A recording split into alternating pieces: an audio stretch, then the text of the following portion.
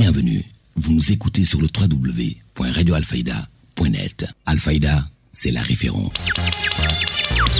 Centre hospitalier Elhadji Ibrahima Niass de Kaolack, il est 12h00. Mesdames, Messieurs, merci de la confiance renouvelée à la radio Alfayda pour vous informer. Et vous avez fait le bon choix si vous nous rejoignez dans l'actualité de ce samedi 17 mai 2025. Nous sommes ensemble pour une demi-heure d'information sur Alfayda FM. C'est l'heure du journal, voici le sommaire. Journée mondiale de l'hypertension artérielle célébrée ce samedi. 1 milliard de personnes dans le monde souffrent de l'HTA. 66% d'hypertendus à Kaolack. Le thème retenu, mesurer sa pression artérielle, la contrôler, vivre longtemps. Nous nous rendrons au service de la cardiologie de l'hôpital Elhadji Ibrahima Niass de Kaolack. Pachar, dans la commune de Nioro, un drame s'est produit hier. 2 enfants âgés respectivement de 9 et 10 ans ont perdu la vie après s'être noyés dans les eaux de Pachar. Aline Kaita nous fera le point dans ce 12 heures. À l'école de la vie, tout s'apprend, tout s'enseigne. Djangano Chibenen Anam, ou apprendre ensemble autrement, dont la grammaire française évoque les articles. Nous serons à l'école Amadou Tanor Djen avec Madame Kassé. Sur l'international, Mauritanie, Mohamed Ould Abdelaziz, l'ancien chef d'État président, a été condamné en appel à 15 ans de prison ferme pour enrichissement illicite. Et puis sport, Emmanuel Koundé, double vainqueur de la Coupe d'Afrique des Nations 1984-1988, est décédé hier à l'âge de 68 ans. La revue de quotidien, dernière note de ce journal. Mesdames et messieurs, gardez votre confort d'écoute. Le développement, c'est juste après ceci. Le journal Serigne Moussa Kane. Qui vous dit bonjour, c'est Haj Libas Mbaye assure les opérations techniques. La journée mondiale de l'hypertension artérielle est célébrée chaque 17 mai de chaque année. Le thème de cette année retenu, mesurer sa pression artérielle, la contrôler, vivre longtemps. À Kaolack, les services de cardiologie détectent 66% d'hypertendus au centre hospitalier Elhadji Ibrahima Niass.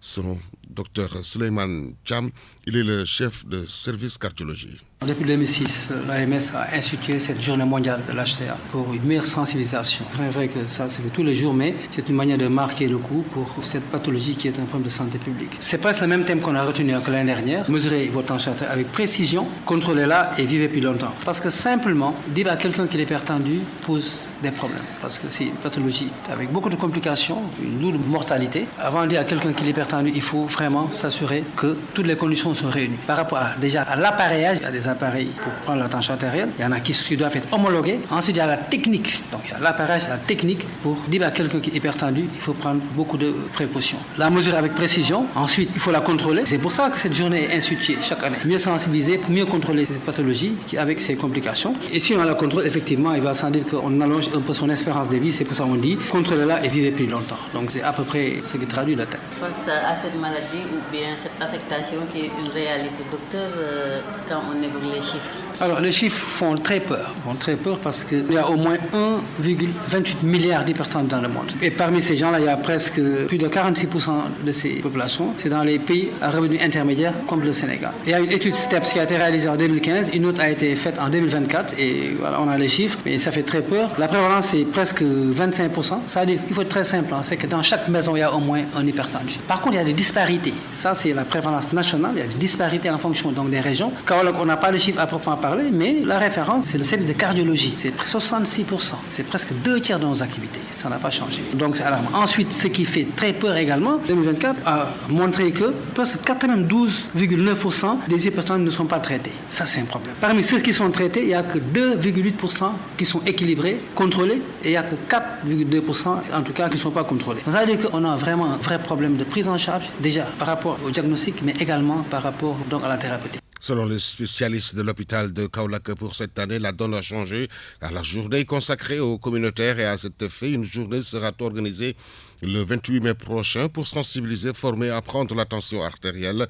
Réécoutons toujours Dr Souleymane Cham, chef service cardiologie du centre hospitalier Elhadji Ibrahima Niass au micro de Ndeye Fatou Cissé. Votre question est tellement pertinente. Vous dites cette année, on a changé de paradigme. Vous voyez les chiffres, on n'arrive pas à diagnostiquer, on n'arrive pas à traiter. Où se trouve le problème? À plusieurs niveaux. Au niveau des médecins, cardiologues, en tout cas des médecins, il y a une certaine frilosité par rapport aux médicaments. Déjà, ça on le reproche. Des fois, on a même peur de donner des médicaments ou même les doses, on n'est pas aux doses maximales. Ça, c'est une explication. Mais l'autre problème, c'est que quand tu veux traiter quelqu'un, il faut que ce patient soit convaincu de ce qu'il a. Il y a les pesanteurs socio-économiques, il y a les pesanteurs culturels. Il y a des gens qui ne croient pas à l'hypertension, ils ne croient pas du tout. C'est pour un exemple, il fait un AVC, il est paralysé, il pense que c'est un problème de sorcier, alors qu'en fait, c'est lié à des chiffres tensionnels. Donc, il faut convaincre ces gens-là. Maintenant, cette année, on a changé de paradigme. Cette année, cette journée, on va la consacrer aux communautaires, c'est-à-dire à ces gens qui sont plus proches des populations. Par exemple, les Badianouror. Il y a beaucoup d'associations à Kaolack, il y a plus de 9 associations qu'on va regrouper au niveau du conseil départemental de Kaolack le 28 mai pour parler de l'HTA, les sensibiliser, les former à prendre même la tension artérielle. Donc cette année, vraiment, on met l'accent sur l'aspect communautaire pour changer de paradigme et peut-être avoir des résultats plus probants que ceux qu'on a eu depuis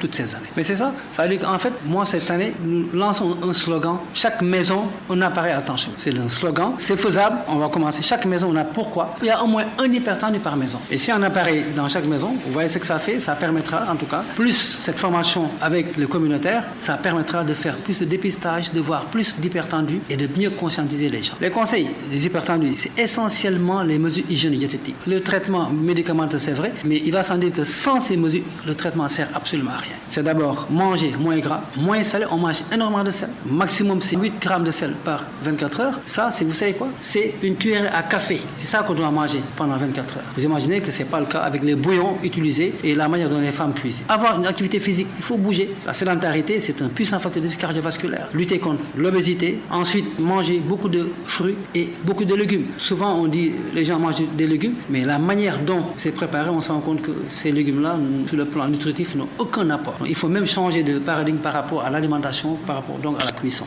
À l'instant, Dr Souleymane Thiam, chef service cardiologie du centre hospitalier Elhadji Ibrahima Niass, réagissait au micro de Ndeye Fatou Cissé à l'occasion de la journée mondiale de l'hypertension artérielle. Ce samedi, le cardiologue Dr Alioune Taban revient sur les malaises, la mort subite et ses conséquences. Il réagit au téléphone de la rédaction de la radio Al-Fayda. Un malaise, c'est un mot plus ou moins qui regroupe beaucoup de choses et par abus de langage, on considère cela comme étant une perte de connaissance qui peut survenir de façon brutale, mais souvent qui se résorbe. Ça veut dire que la personne revient de lui-même dans la plupart du temps. Dans ce cas plus précis, on parle que la personne a fait ce qu'on appelle une syncope. Par contre, si ce malaise persiste et que ça survient dans un contexte de maladie cardiovasculaire, donc on suspecte la plupart du temps un problème cardiaque et on peut penser à ce que la personne puisse faire ce qu'on appelle un arrêt cardiaque. Et dans le langage global, des fois par abus de langage, on le confond avec ce qu'on appelle un malaise. Oui, dans la plupart du temps, la cause la plus fréquente de mort subite est en rapport avec une maladie cardiovasculaire. Nous allons revenir, c'est quoi une mort subite? Une mort subite survient chez une personne qui n'avait pas de maladie apparente. Ça veut dire qu'une personne qui n'était pas hospitalisée, qui n'a pas fait un accident de la circulation ou un accident domestique qui peut l'emporter, mais qui allait bien dans les heures précédant sa perte de connaissance ou son arrêt ou sa mort. Donc maintenant, l'arrêt cardiaque,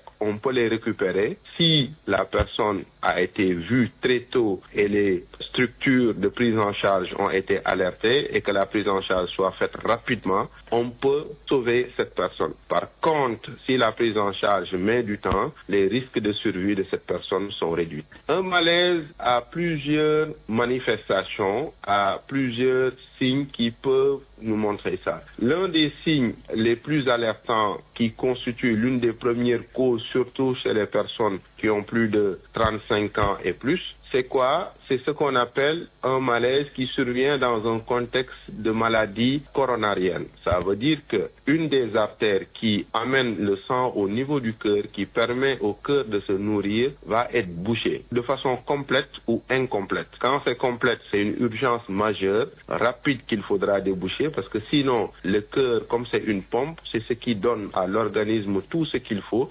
Le cœur peut s'arrêter ou le cœur peut battre de façon très rapide sans pour autant être efficace. Ça peut se manifester par tout simplement une douleur à la poitrine qui peut être au tout début banale, petite, mais qui s'accentue, qui augmente ou qui s'aggrave souvent à l'effort. Donc quand on a ce signe, il faudra rapidement aller voir son médecin sans pour autant attendre. Ça peut survenir aussi dans un autre contexte, souvent dans un contexte de palpitation ou voire même sans pour autant qu'il n'y ait aucune manifestation clinique apparente, mais de façon brutale. Journée mondiale de l'hypertension artérielle, le cardiologue Dr Alioune Taban en a profité de l'occasion pour lancer un appel aux autorités d'introduire les gestes de premier secours dès le cursus scolaire des élèves. Réécoutons-le.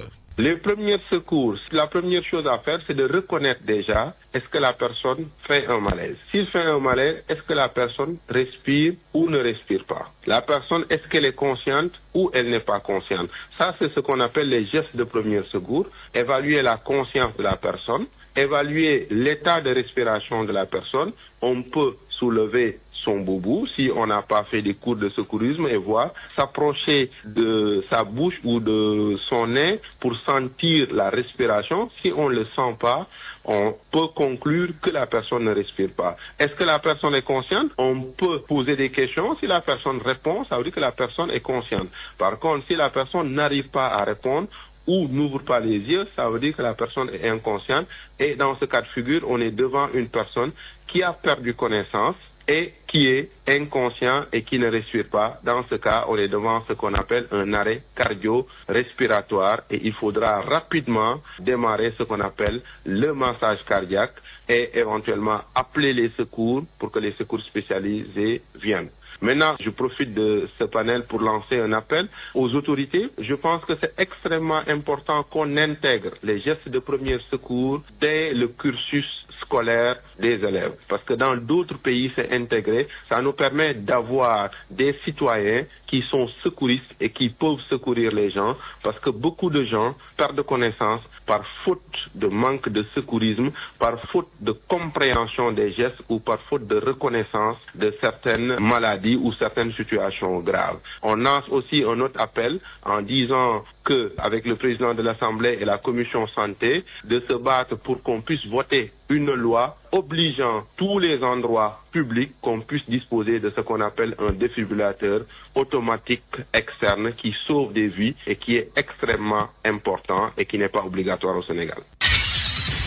L'actualité régionale, nationale, c'est sur Alfayda FM 90.1. Si vous nous rejoignez dans l'actualité de ce samedi 17 mai 2025, l'info se poursuit sur la référence Pachar dans la commune de Nioro, où un tragique accident s'est produit hier et 2 enfants ont perdu la vie après s'être noyés dans un marigot. Le lieutenant Idriss Soumaré, commandant du centre secondaire des sapeurs-pompiers, lance son appel à la vigilance des parents.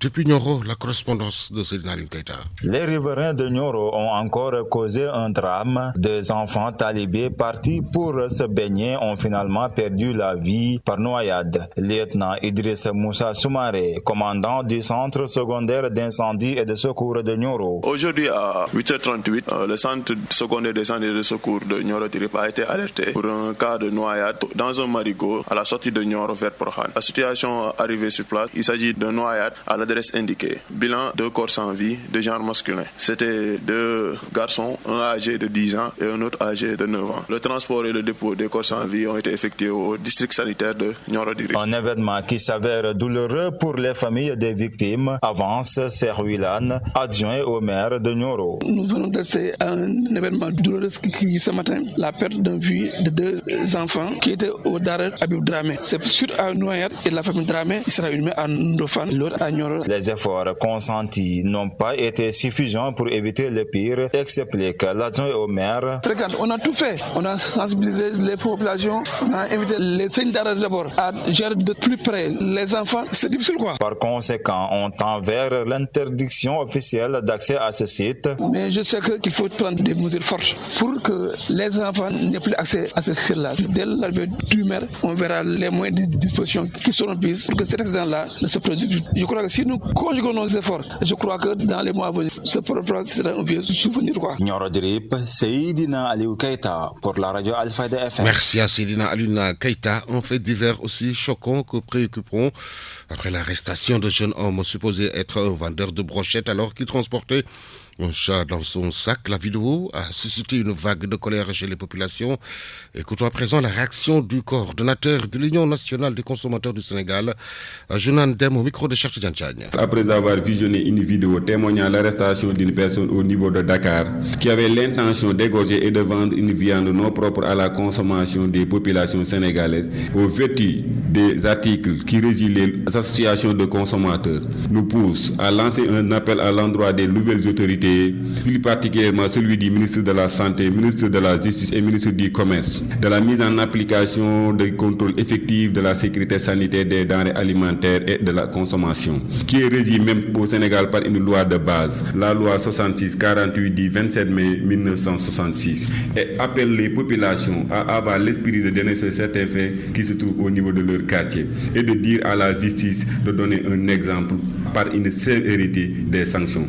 À l'instant, Jounan Dem, il est le coordonnateur de l'Union nationale des consommateurs du Sénégal. La réforme du système national de passation des services publics, un long processus qui a connu des améliorations avec un double objectif, alléger les procédures et accroître l'efficacité. Ousmane Ngom, président de l'Union régionale des entrepreneurs du bâtiment, et c'est les travaux publics que nous écoutons. Pour la réouverture des chantiers, actuellement, c'est très tôt de le dire parce qu'il y a des préalables. Donc, tant qu'ils n'ont pas attaqué, faire une modification au niveau des codes des marchés publics, ça ne sert à rien de se précipiter pour réouvrir les marchés. Sinon, ils feront pire que le régime précédent. Nous voulons la réforme des codes des marchés publics. C'est pour uniquement, nous voulons une réforme du code des marchés publics pour tout simplement que tout un chacun, tous les entrepreneurs puissent se retrouver là-dedans. Alors, pour cela, il faut qu'il y ait une discrimination positive. Nous avons même voulu rencontrer le Premier ministre dans ce cadre-là pour qu'il y ait une discrimination positive afin que tout le monde se retrouve là-dedans, dans toutes les régions. Mais tant que cette refonte-là n'est pas faite au niveau du code des marchés publics, ça ne sert à rien d'ouvrir les chantiers. Il y a un préalable. Faire l'état des lieux des chantiers qui ont été déjà donnés, les entrepreneurs qui n'ont pas eu à honorer leurs engagements, qu'ils soient sanctionnés. Mais maintenant, la nouvelle donne, c'est de refondre le code des marchés publics pour que tous les Sénégalais puissent bénéficier de ces chantiers. Alors pour cela, il faut qu'il y ait une discrimination positive dans ces chantiers. À Kolda et dans les régions, que les chantiers soient lancés dans chaque région. Voilà, si vous voyez qu'on ne se retrouve pas dans le code des marchés, vous voyez qu'au Sénégal, comme l'a si bien dit le président, une personne qui possède 10 parcelles, vous pouvez voir une entreprise qui a 10 000 salles de classe à travailler dans l'ensemble des régions du Sénégal. Et dans les autres régions, les entrepreneurs sont là, croisez les bras, ils ne sont pas en train de travailler. C'est les raisons qui font que nous avons demandé à ce que le code des marchés publics soit révisé pour que tout un chacun dans chaque région puisse bénéficier de ces chantiers. Que ces chantiers soient lancés dans les régions. Vous suivez le journal. Sur Alfayda FM, la radio qui vous informe partout que vous soyez dans le monde. 12h17, sur les pendules du palais de justice de Kaolack, membre du pôle des avocats de Farba Ngom, Philippe Zeller, dénonce des illégalités et des manquements dans le dossier de son client et la levée de l'immunité parlementaire de Farba Ngom en l'absence de tout rapport. Voici ses propos. J'ai l'honneur de prendre la parole à la suite de mes excellents confrères, et ce que j'observe de ce qui a pu être dit depuis le début de cette intervention, et ce que j'observe également de la nécessité que nous avons tous ressenti de prendre la parole dans ce dossier, c'est que nous sommes ici pour énoncer des faits. Il ne s'agit pas de posture, il ne s'agit pas de rhétorique, il s'agit d'éléments factuels que nous devons énoncer, car il convient d'alerter sur les réalités et les éléments d'évolution de ce dossier. On l'a rappelé, ça a été rappelé, ça imprègne l'ensemble des interventions relatives à la situation de Mouhamadou Farba Ngom. Farba est un député, un élu de la nation, et on ne peut pas évidemment évoquer ce dossier sans intégrer cette dimension politique. Et cette dimension politique, elle imprègne tout le dossier, elle infuse l'ensemble du dossier, au point qu'on doit aujourd'hui s'interroger sur l'existence de confusion entre d'un côté le politique et de l'autre côté le judiciaire, sur la liaison dangereuse qui pourra exister entre le politique et le judiciaire, et en définitive on doit s'interroger sur l'existence ou non d'une instrumentalisation. Pourquoi nous avons rappelé tout ça et pourquoi nous continuons de le rappeler? Il suffit pour cela de reprendre tout simplement la chronologie de ce dossier. Ça a été rappelé précédemment, on a d'abord un combat politique, on a une élection législative qui se déroule au mois de novembre 2024, Farba remporte la région de Matam, et à la suite de ce combat politique, lentement on glisse vers un combat judiciaire. Premier événement, on lève son immunité parlementaire. Alors on doit insister sur ce point, car ce point est essentiel pour la suite du dossier. C'est la base du dossier. On peut évidemment poursuivre un député lorsque son immunité parlementaire a été levée. Encore faut-il que les députés soient placés en mesure de se prononcer sur le bien fondé ou non de la demande de lever l'immunité. Au cas précis, on parle de rapport de l'assentif, et ce qui est de notoriété publique, ce qui a été avancé dans le cadre du dossier, c'est que ce rapport de l'assentif n'a pas été communiqué aux parlementaires. Donc je pose la question. L'avocat dénonce également que son client n'a pas été entendu par les juges d'instruction du pôle judiciaire pour les accusations de blanchiment, escroquerie sur le denier public et association de malfaiteurs. L'avocat français Philippe Zeller, que je vous propose de réécouter. L'immunité parlementaire d'un député, d'un représentant de la nation, lorsque on n'est pas à même de se prononcer sur un dossier précis, complet, circonstancié. C'est le premier élément. Et tout est à l'avenant. On a ensuite M. Farba Ngom qui est convoqué, qui se présente spontanément au pôle judiciaire et financier. La seule difficulté, c'est que M. Farba Ngom n'a pas fait l'objet d'une enquête préliminaire, il n'a jamais été entendu. M. Farba Ngom n'est pas entendu dans le bureau du juge d'instruction.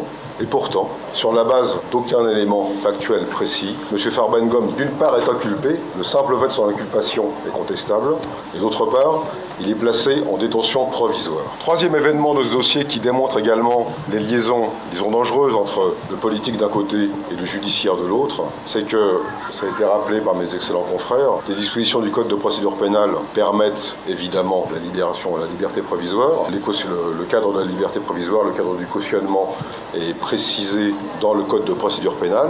Les éléments de cautionnement ont été présentés. Les garanties de représentation, je pense qu'il est inutile de les rappeler ici. Évidemment, chacun sait que Farba Ngom ne se défaussera pas de ses responsabilités judiciaires. Et pourtant, en dépit de la vacuité du dossier, en dépit des offres de cautionnement qui sont valides, en dépit des garanties de représentation qui sont réelles, incontestables et incontestées, eh bien, personne ne fait droit à nos demandes de libération provisoire. M. Ngom est toujours actuellement incarcéré. Et donc, le pool d'avocats que nous sommes aujourd'hui ne peut que s'interroger sur les actions qui s'offrent à nous et qui doivent être menées pour qu'enfin justice soit rendue, qu'enfin le droit soit entendu et qu'enfin l'innocence de notre client puisse être démontrée, puisque dans ce dossier, il semble que la charge de la preuve ait été inversée. Ce n'était pas au parquet de démontrer la culpabilité, mais plutôt à l'accusé de démontrer son innocence. Et mais c'est ce que nous ferons. Et nous allons porter le dossier évidemment devant toutes les juridictions compétentes sur le territoire de la République du Sénégal, mais également, si cela devait s'avérer nécessaire, devant les institutions internationales qui, nous en sommes convaincus, pourront entendre, analyser et écouter l'ensemble des tenants et des aboutissants de ce dossier afin de permettre que soit reconnue enfin l'innocence de notre client, M. Farba Ngom. À l'instant, l'avocat français Philippe Zeller, membre du pôle des avocats de Farba Ngom, lors d'un atelier tenu à Mbour par l'Association des journalistes pour la transparence dans les ressources extractives et la préservation de l'environnement, le ministre de l'Énergie, Birame Souleye Diop, a réaffirmé l'engagement du gouvernement à travailler avec la presse et d'autres acteurs concernés.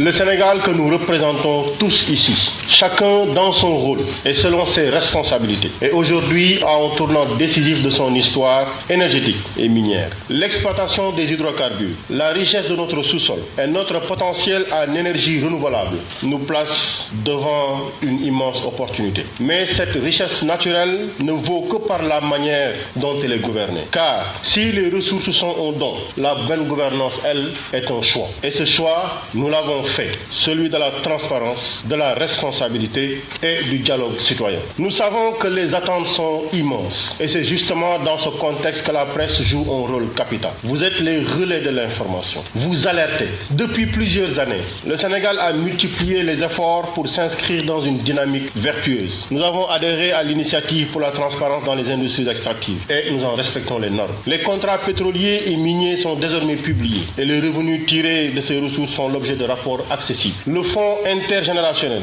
inscrit dans la loi, garantit que les ressources d'aujourd'hui bénéficieront aussi aux générations de demain. Nous travaillons à renforcer les capacités des institutions de contrôle, tout en favorisant une meilleure implication des citoyens. Et nous avons ordonné, sous l'impulsion du président de la République et sous la direction de Monsieur le Premier ministre, la révision des contrats pour tirer le maximum d'avantages de nos ressources. Cependant, nous savons tous que ces acquis doivent être consolidés. À ce moment où il était, le ministre Birame Souleye Diop a par ailleurs évoqué la vente record de 3,8 milliards de barils de pétrole issus du champ de Sangomar. La transparence ne doit pas être un slogan, mais une pratique vivante. C'est pourquoi cette rencontre est extrêmement importante pour nous. Et nous avons insisté auprès de toutes nos équipes pour leur rappeler l'importance qu'il y avait à avoir cette discussion ouverte avec tous les acteurs de la presse, notamment des professionnels du secteur. Elle est précieuse car elle nous pousse à aller plus loin. Et d'ailleurs, je voudrais vous annoncer, comme vous le savez sûrement, qu'on a procédé à une vente record de 3,8 millions de barils pour le champ pétrolier de Sangomar durant le mois d'avril. Pour le projet GTA, la première cargaison de gaz naturel liquéfié a été totalement chargée le 15 avril 2025 avec un volume total d'exportation de 163 253 m3 de GNL. C'est une étape déterminante pour le Sénégal et la Mauritanie. La mise en service des installations se poursuit pour une montée en puissance de la production. Pour le projet gazier de Gadiaga, nous avons instruit nos services à en livrer les données. Il en ressort qu'au premier trimestre de 2025, un volume total de 548 118 normomètres cubes de gaz naturel a été commercialisé. La production mensuelle du mois d'avril est estimée à 219 909 normomètres cubes. Voilà des efforts de transparence que nous faisons et que nous comptons poursuivre et élargir aux autres sous-secteurs, notamment l'énergie et les mines, sans occulter les impacts environnementaux des projets que nous avons la responsabilité de suivre de très près pour en assurer la gouvernance responsable.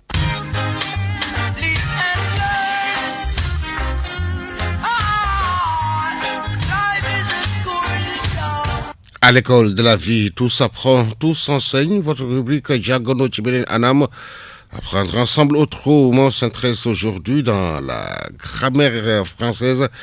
Évoque les articles des Fatou Cissé, s'entretient avec l'enseignante Madame Kassé Koumbassar à l'école élémentaire Amadou Tanordien 2. Là devant un nom ou bien une devant un nom. L'article, c'est un déterminant d'abord. C'est un déterminant. Les articles déterminent le mot. C'est un accompagnant du mot. À partir de l'article, on peut savoir le genre ou bien le nombre du mot. C'est un déterminant.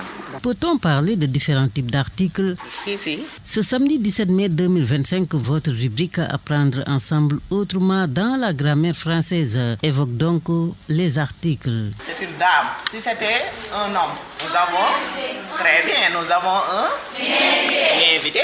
Maintenant, un avec une, comment on les appelle? Les articles. Et pour en parler, nous sommes avec Madame Kassé Koumbassar, enseignante à l'école Amadou Tanordien 2. Il y a différentes sortes d'articles. Il y a les articles qu'on appelle les articles définis, comme le, la, et l'apostrophe. Au pluriel, c'est les. On les appelle les articles définis. Par exemple, quand je dis la maîtresse est dans la classe. La maîtresse est dans la classe. C'est un article défini.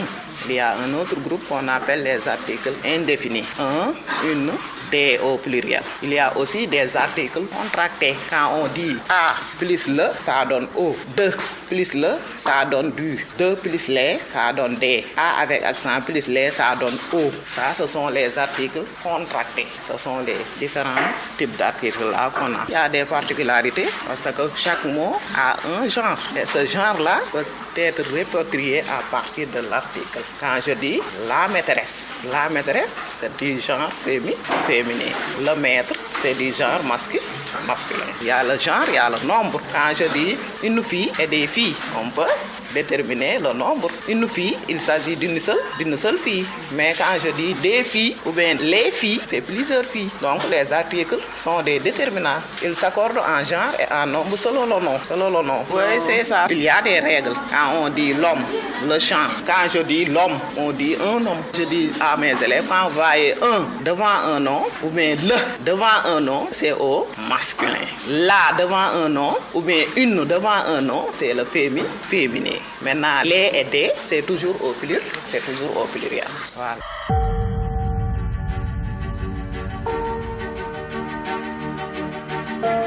Apprendre ensemble autrement, voilà donc que c'est ici que se referme votre rubrique. Comme vous le savez, sur Terre, nous sommes mis à l'épreuve par notre Seigneur Azza wa Jal. Nous sommes éprouvés par des malheurs, mais aussi par le bien. Comprenez-le, que la richesse peut être une épreuve. Oui, Allah tabaraka wa ta'ala te met à l'épreuve, il te donne cette richesse pour voir est-ce que tu vas oublier ton Seigneur, est-ce que tu vas donner le droit d'Allah sur cet argent, etc. etc. Et Abdullah ibn Mas'ud radiyallahu anhu, il a dit, la foi est divisée en deux. Il a dit, une moitié c'est la patience et l'autre moitié c'est la reconnaissance. Être reconnaissant vers Allah. Et Ali ibn Abi Talib radiyallahu anhu, ce noble compagnon, il a dit, la place qu'occupe la patience est celle qu'occupe la tête par rapport au corps. Vous êtes bien d'accord qu'un corps sans tête, il n'est pas animé. Et donc, le musulman se doit d'avoir de la patience. Et c'est quoi exactement la patience ? La patience, mes chers frères, mes chères sœurs, c'est le fait de maîtriser son ego. C'est retenir ta langue des plaintes. Vous avez vu les gens qui se plaignent beaucoup, toute la journée il est en train de se plaindre aux humains. Et ces mêmes personnes-là, pour beaucoup d'entre elles, pour pas généraliser, elles ne se plaignent pas assez à leur Seigneur. Dès qu'ils ont des problèmes, au lieu d'aller prier, demander à Allah, invoquer Allah, chercher le secours, le soutien d'Allah, non, ils vont aller voir les humains pour chercher des solutions. La patience, c'est maîtriser ton ego, retenir ta langue des plaintes et de retenir tes membres de commettre des péchés. Et cela se divise en 3 catégories. Rendez-vous prochainement avec un autre sujet. Actualité internationale. Sur l'international Mauritanie, Mohamed Ould Abdelaziz, l'ancien président, a été condamné en appel à 15 ans de prison ferme pour enrichissement illicite. L'ancien chef de l'État mauritanien a donc été condamné à 15 ans de réclusion par la cour d'appel de Nouakchott. Mohamed Ould Abdelaziz, reconnu coupable non seulement de s'être fortement enrichi pendant ses 10 ans au pouvoir, de manière illicite, mais aussi d'avoir blanchi de l'argent. Lui et une dizaine d'anciens responsables comparaissaient depuis la fin de l'année dernière. Et la peine prononcée par la cour d'appel est donc 3 fois plus lourde qu'en première instance. Actualité internationale. L'armée malienne est accusée de nouveaux meurtres de civils dans la ville de Diafarabé, dans la région de Mopti, dans le centre du pays. Les faits se sont produits lundi en début de semaine, jour de marché hebdomadaire. Selon les nombreux témoins que nous avons pu joindre sur place, les FAMA ont fait irruption dans la ville pour interpeller de nombreuses personnes. Certaines ont été relâchées très vite, mais une vingtaine d'autres, toutes d'ethnie Peul, ont été forcées de suivre les militaires qui leur ont fait traverser le fleuve et débarquer sur l'autre rive où se trouve un cimetière. Les habitants ont ensuite entendu des coups de feu. Nous avons pu joindre un habitant de la région. Actualité internationale. Un congrès extraordinaire du parti hier dans 45 villes à travers le pays et avec un candidat sans autre rival. Tidiane Thiam, réélu donc, sans guère de surprise, 2 jours après sa démission, une manière de contourner certaines procédures judiciaires, surtout celle intentée par la militante Valérie Yapo. Elle conteste l'élection de Tidiane Thiam à la tête du parti en 2023, alors qu'il avait encore la nationalité française. C'est aussi une manière pour la formation de montrer son unité derrière son candidat, désigné toujours pour la présidentielle d'octobre, Binta Diagne. Actualité internationale. Les autorités guinéennes de transition retirent plusieurs dizaines, 51 titres miniers à diverses sociétés. Une annonce lue par la télévision nationale. Parmi les sociétés concernées, la SBG, Société des Bauxites de Guinée. Toutes les sociétés se voient en fait retirer des permis dans les secteurs de la bauxite, de l'or, du diamant ou encore du graphite. Actualité internationale.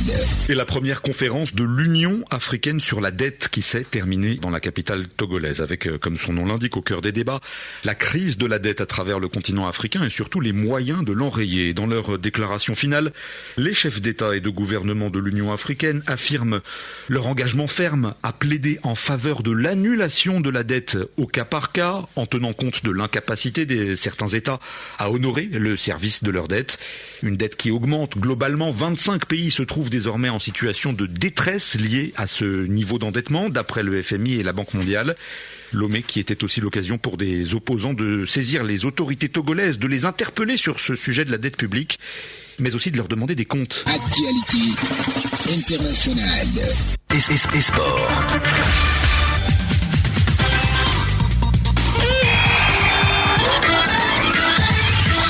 Une page sportive que nous ouvrons avec du football. 24e journée de la Ligue 1. Ce soir à 17h, Teungueth FC reçoit AS Pikine. Oslo FA reçoit US Ouakam aux Parcelles Assainies. Demain, AGEL de Rufisque reçoit Sonacos au stade Ngalandou Diouf. Dakar Sacré-Cœur reçoit Génération Foot. Jaraaf de Dakar, dos au mur, reçoit US Gorée. Au stade municipal de Yoff, les autres rencontres sont programmées ce lundi. Pour la Ligue 2, Duc reçoit Cneps Excellence à 17h. AS Bambey joue Djambar au stade municipal de Bambey. Thiès FC joue la RS Yoff au stade Maniang Soumaré. Le derby des Saloum, AS Saloum reçoit AS Kaffrine à Lamine Gueye à 17h. Demain, Amitié FC reçoit Étoile Lusitana. Stade Mbour reçoit Djambour de Louga.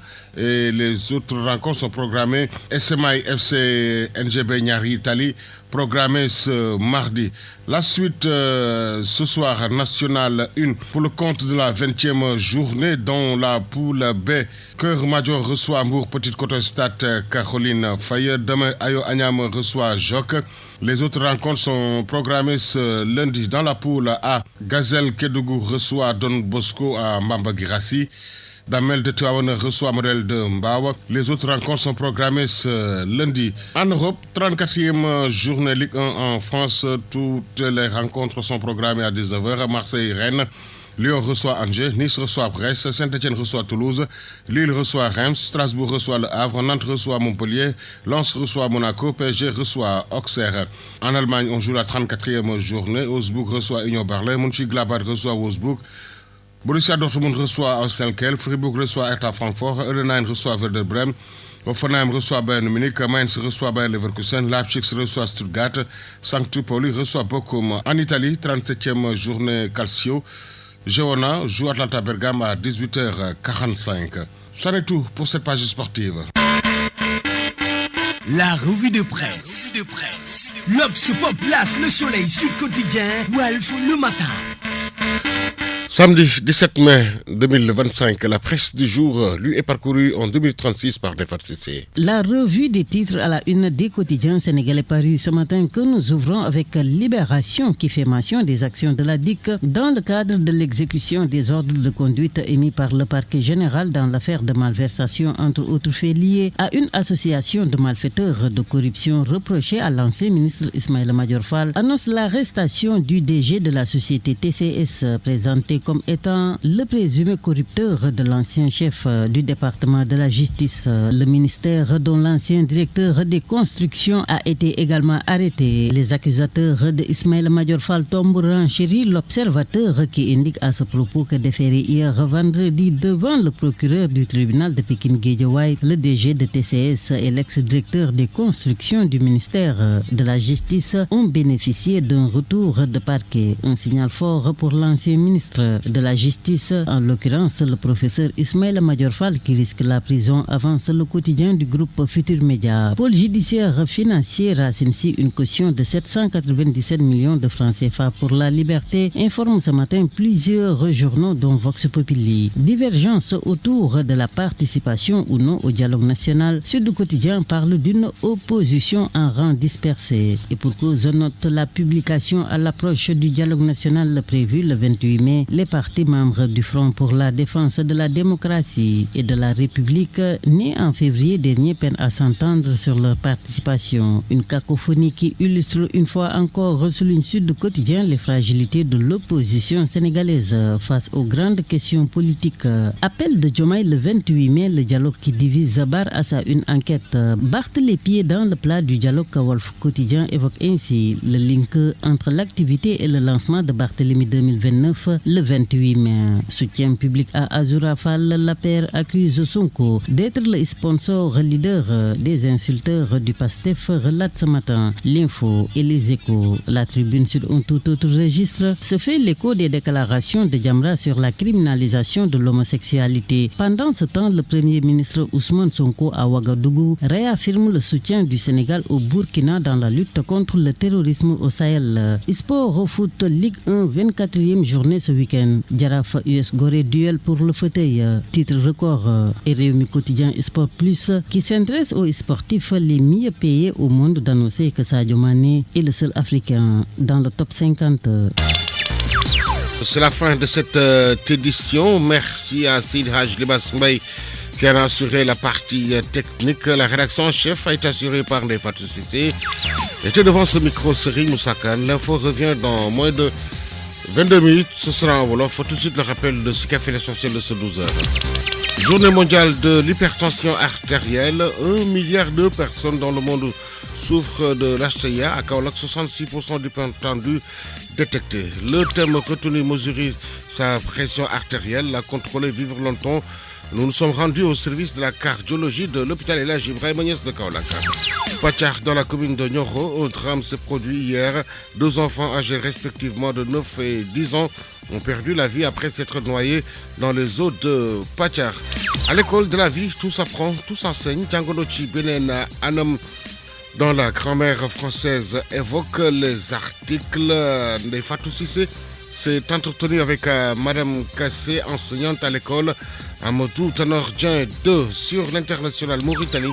Mohamed Ould Abdelaziz, l'ancien président, a été condamné en appel à 15 ans de prison ferme pour enrichissement illicite. Depuis sport, Emmanuel Koundé, double vainqueur de la Coupe d'Afrique des Nations 1984-1988, s'est décédé hier à l'âge de 68 ans.